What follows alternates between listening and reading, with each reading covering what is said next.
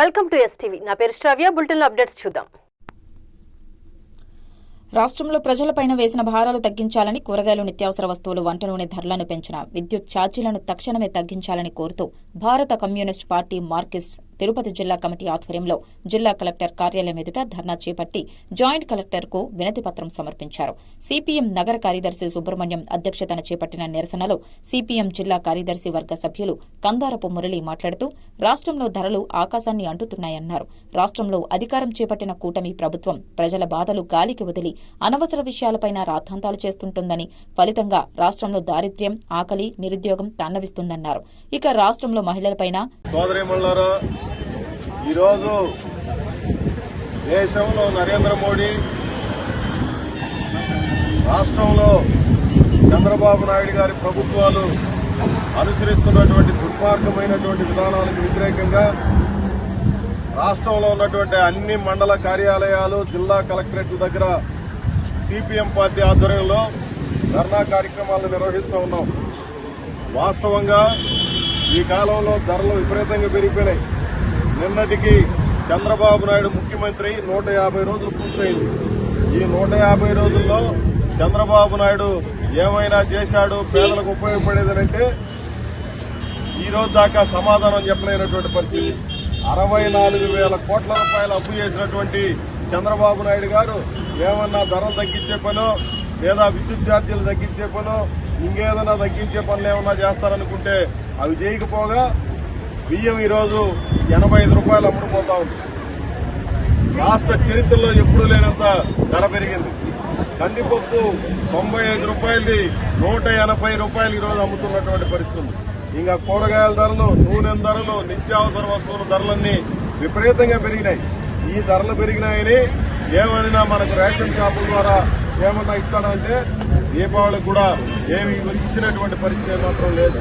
అందుకనే ఈ రోజు చంద్రబాబు నాయుడు గారు ఎన్నికలకు ముందు చెప్పిన హామీలు ఏవి అమలు చేయకపోగా మరింత అన్యాయంగా ప్రవర్తిస్తున్నటువంటి తీరుకు వ్యతిరేకంగా రాష్ట్రం మొత్తం ఈ కార్యక్రమాన్ని మనం చేపట్టాం. అదే మాదిరి దేశంలో ఉండే నరేంద్ర మోడీ ప్రభుత్వం కూడా ఏమైనా సహాయం చేస్తుందా? వాస్తవంగా నరేంద్ర మోడీ ప్రభుత్వం చంద్రబాబు నాయుడు మద్దతుతో ఆధారపడి నడుస్తున్నటువంటి ప్రభుత్వం ఇది. కానీ ఈ మన మద్దతు ఏమో అక్కడ కేంద్ర ప్రభుత్వం నిలబడుతుంది. వాళ్ళేమైనా ఈ రాష్ట్రానికి మద్దతు ఇస్తున్నారంటే ఏమి ఇస్తున్నటువంటి పరిస్థితి లేదు. ఆంధ్ర రాష్ట్రానికి ఎంతో ఊపిరిగా ఉన్నటువంటి విశాఖపట్నం ఉక్కు ఫ్యాక్టరీని జిందాల్కి, మిట్టాల్కి, ఇట్లాంటి వాళ్ళకి అమ్మేయడం కోసం తీవ్రమైనటువంటి ప్రయత్నం కేంద్రంలో జరుగుతుంటే ఈ రాష్ట్రంలో మేమంతా సొక్కాయిలు దించుకొని మాట్లాడినటువంటి చంద్రబాబు నాయుడు గాని, పవన్ కళ్యాణ్ గాని నోరు మూసుకొని ఎందుకు కూర్చున్నారో అర్థం కావనటువంటి పరిస్థితి ఉంది. విశాఖపట్నం స్టీల్ ప్లాంట్ ఈరోజు కొన్ని లక్షల మందికి ఉపాధి కల్పించినటువంటి స్టీల్ ప్లాంట్, అట్లాంటి దాన్ని అదాని కొట్టేయడం కోసం ప్రయత్నం చేస్తుంటే ఏమాత్రం పట్టించుకుంటున్నటువంటి దాఖలాలే. అదే మాదిరి అడవులు అప్పచెప్పేశారు, తీర ప్రాంతాలు అప్పచెప్పేశారు. అన్ని కూడా అదాని అదాని అదాని. ఈ రోజు కరెంటు ఛార్జీలు పెరగడానికి కారణం ఎవరు?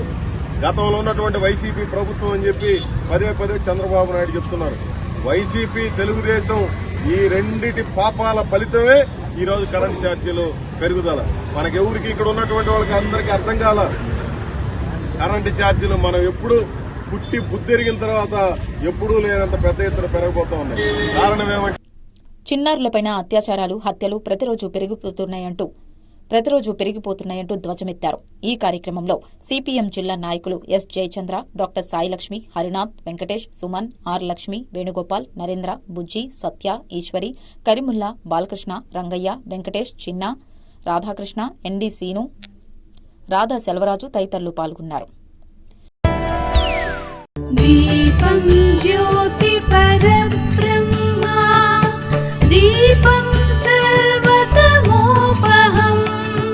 సకల దేవతలకు ప్రీతి పాత్రమైన మాసం కార్తీక మాసం.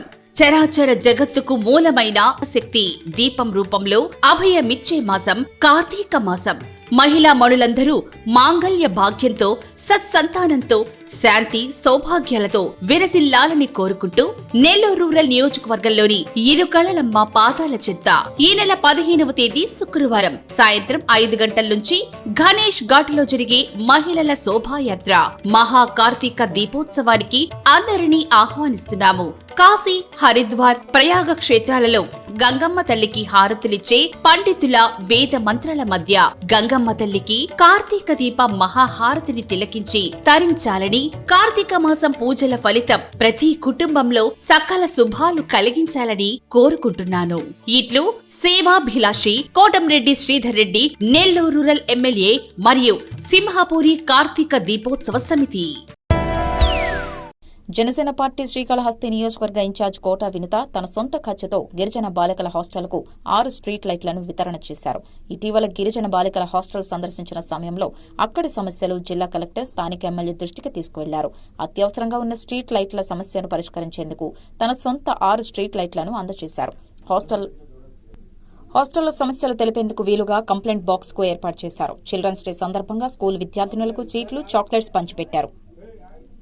ఈ కార్యక్రమంలో కావలి శివకుమార్, తోట గణేష్, జ్యోతిరాం, రాజ్యలక్ష్మి, కవిత, రవికుమార్ రెడ్డి, డుమ్ము రాయల్, వెంకటరమణ, సురేష్ తదితరులు పాల్గొన్నారు. గిరిజన సంక్షేమ బాలికలకు చిల్డ్రన్స్ డే శుభాకాంక్షలు. ఈ నెల 11వ తేదీ జనసేన పార్టీ ఇన్ఛార్జ్ శ్రీమతి వినూత కోటా గారు పరిశీలించడం జరిగింది. పరిశీలించినప్పుడు ఇక్కడున్న కొన్ని సమస్యల మీద దృష్టి సారించి కొన్ని మేము చేస్తామని హామీ ఇవ్వడం జరిగింది ప్రిన్సిపల్ గారికి. ఆ హామీలో భాగంగా పిల్లలకి కంప్లైంట్ బాక్స్, ఇక్కడ వీధి లైట్లు లేవన్నందువల్ల 6 వీధి లైట్లు ప్రిన్సిపల్ గారికి మేము ఇస్తున్నాము. ఇంకా కొన్ని సమస్యలను నోటిఫై చేయడం అయింది. ఆ సమస్యలను కలెక్టర్ గారి దృష్టికి తీసుకుని వెళ్లి త్వరితగతిన అప్డేట్ చేసే విధంగా చూస్తాము. అదేవిధంగా డిప్యూటీ చీఫ్ పవన్ కళ్యాణ్ గారికి, మన సీఎం గారికి తీసుకుని వెళ్లి ఇక్కడ ఏవేవి ఇష్యూస్ ఉన్నాయి గిరిజన బాలుర హాస్టల్లో ప్రతి సమస్య మీద అతి త్వరలో మీకు చేసి ఇవ్వమని ఇస్తున్నట్టు మేము హామీ ఇస్తున్నాము. అదేవిధంగా శ్రీమతి వినూత కోటా గారు కూడా లోకల్ ఎమ్మెల్యే గారి దృష్టికి తీసుకుని వెళ్లి అన్ని సమస్యల మీద మీకు త్వరగా సొల్యూషన్ ఇస్తారని మేము హామీ ఇస్తున్నాం sir. Okay, thank you. Delhi మాజీ ముఖ్యమంత్రి అరవింద్ కేజ్రీవాల్ కుటుంబ సమేతంగా తొలిసారి శ్రీవారి దర్శనార్థం తిరుమలకు వచ్చేశారు. హైదరాబాద్ నుండి ఇండిగో విమానంలో రేణిగుంట విమానాశ్రయం చేరుకున్న ఢిల్లీ మాజీ ముఖ్యమంత్రి అరవింద్ కేజ్రీవాల్ ఆమ్ ఆద్మీ పార్టీ నాయకులు, కార్యకర్తలు ఘన స్వాగతం పలికారు. అనంతరం రోడ్డు మార్గంలో తిరుమలకు బయలుదేరారు.